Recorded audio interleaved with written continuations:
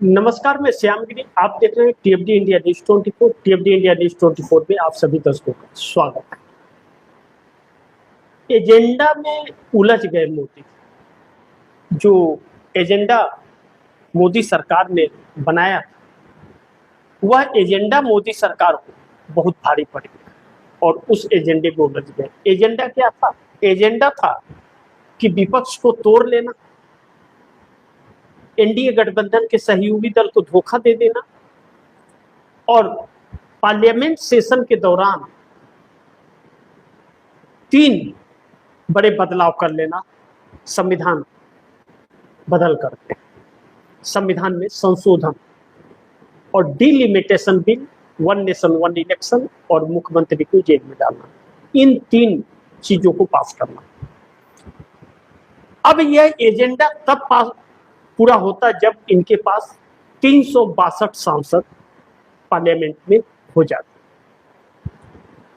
लेकिन इंडिया गठबंधन को मौका मिल गया राम मंदिर के बाद और स्टालिन के साथ धोखाधड़ी करने का जो तस्वीर सामने आ गया कि जो स्टालिन भाजपा के साथ जाने को तैयार थे, समर्थन देने को, उसी स्टालिन को तोड़ने का जो भरपूर एजेंडा चला दिया था मोदी सरकार, अमित शाह ने, अमित शाह कहिए, मोदी सरकार ना कह के अमित शाह कहिए, अमित शाह ने, वह शख्स गिरफ्तार हो गया। उसके बावजूद भी कोशिश कर रहे थे, लेकिन हाईकोर्ट से फटकार लग गया। लेकिन भाजपा का जब खुलकर सामने आ गया कि भाजपा उन्हें ही तोड़ने की कोशिश कर रही थी, तब वह सन्न हो।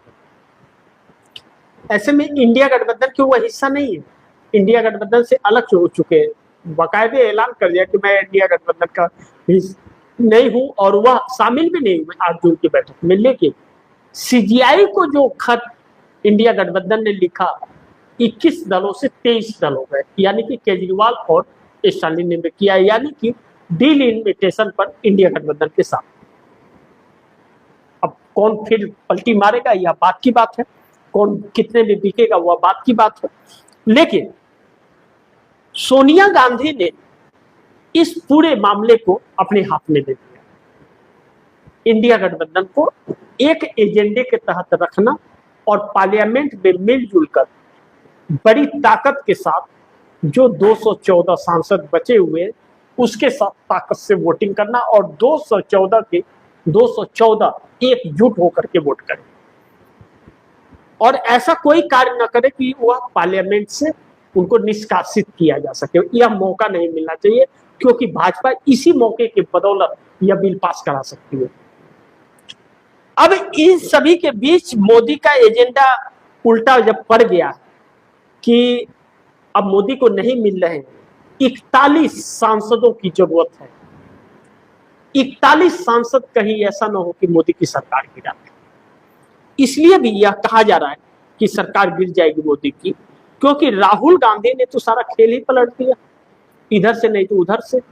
अब जो मोदी के साथ जाएगा उसे यह भी सोचना पड़ेगा कि 86% देश की जनता मोदी के खिलाफ हो गई है। यह सर्वे रिपोर्ट में आया है, जो पूरे खबरों में चली है, न्यूज में चला, सोशल मीडिया पर चला। तो 86% जिस देश की जनता जिस सरकार के खिलाफ, उसी सरकार के साथ इंडिया गठबंधन के लोग टूट के अगर जाते हैं तो उसका हिसाब जनता कर देगी अपने आप। तो ऐसे में इंडिया गठबंधन के पास एक मौका मिला है, इंडिया गठबंधन, जो नरेंद्र मोदी को लेने के देने पड़ जाएंगे। पड़ गए ना।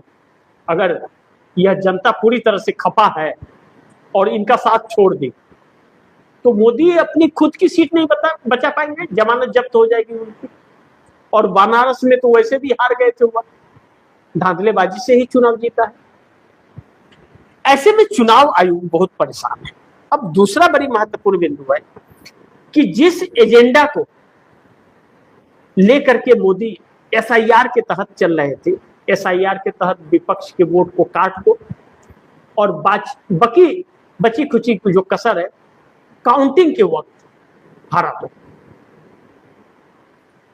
अब यह सबसे बड़ा हथियार यही अपनाया गया था जिसके तहत बिहार और बंगाल जीता गया। अब यह चीज तेलंगाना और कर्नाटक के अंदर उल्टा पड़ गया। एसआईआर चल रहा है। भारतीय जनता पार्टी की सरकार कर्नाटक में भी बने और तेलंगाना में, इसके लिए एसआईआर में बड़े खेल की तैयारी थी चुनाव आयोग की। और डीके शिव कुमार ने कर्नाटक में और रेवंत रेड्डी ने तेलंगाना में सारा खेल पलट दिया। राहुल गांधी के बब्बर शेरों ने मोदी की उम्मीदों पर पानी फेर दिया है, खेल उल्टा कर दिया। अब ऐसे में मोदी के पास रास्ता क्या बचता है?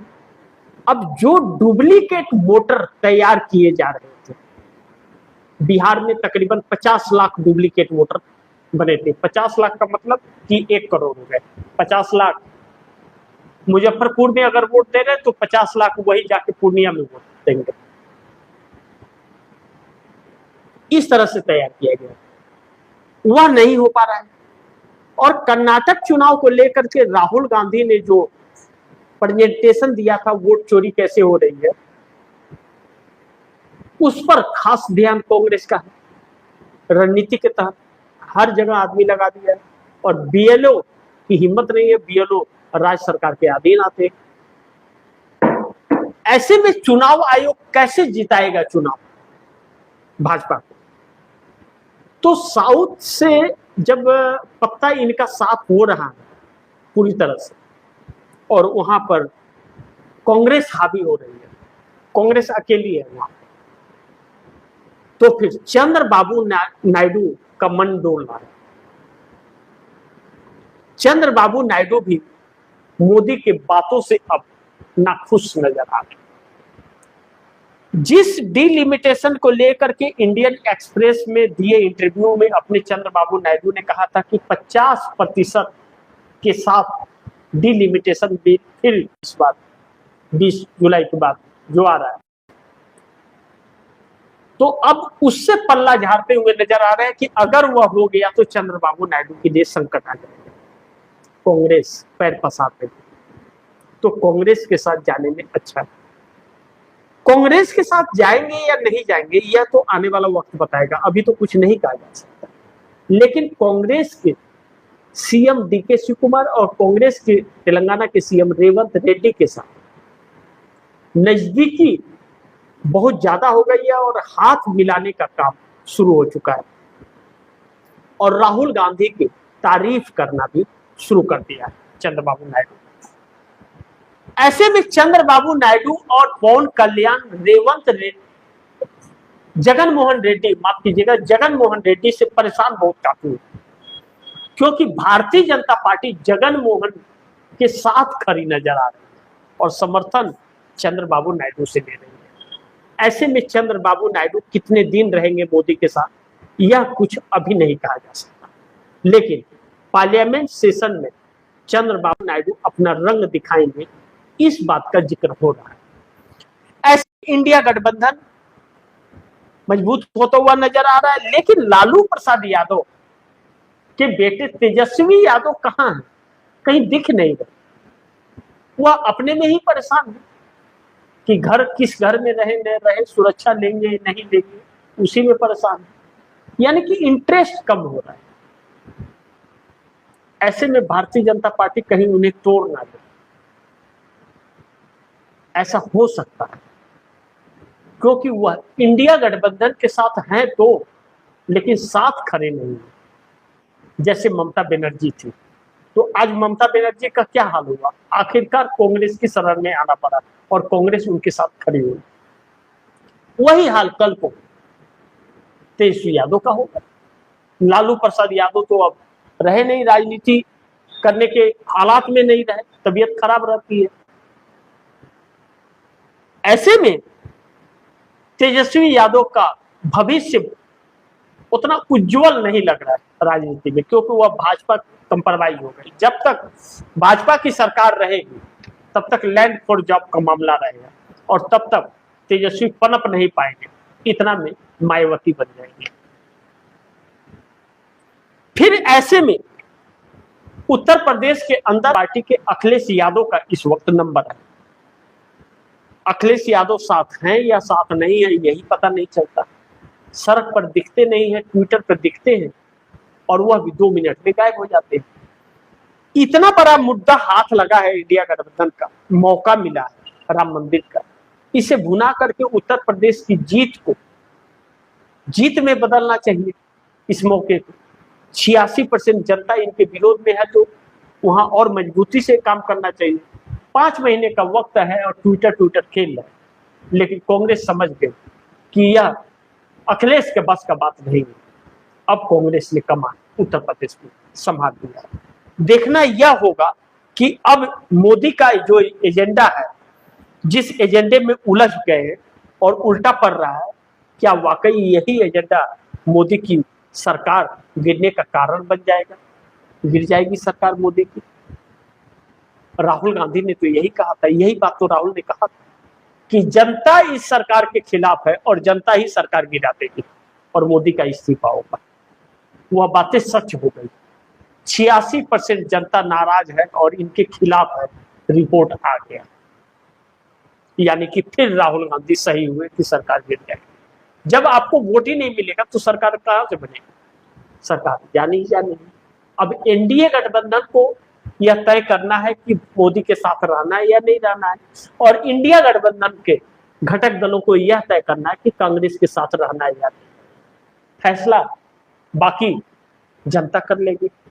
इसी में इस देश की राजनीति उलझ गई। बाकी आप दर्शक क्या सोचते हैं? आप दर्शक क्या राय है, क्या सुझाव, कमेंट बॉक्स में जरूर दीजिएगा। इस खबर को ज्यादा से ज्यादा शेयर कीजिएगा, अपने दोस्तों को भी कहिएगा आगे शेयर करें। और आपने अगर टीवी इंडिया न्यूज 24 को सब्सक्राइब नहीं किया, सब्सक्राइब कर लीजिए, अपने दोस्तों को भी कहिएगा सब्सक्राइब करें। मिलते हैं अगली खबर के साथ, तब तक के लिए नमस्कार।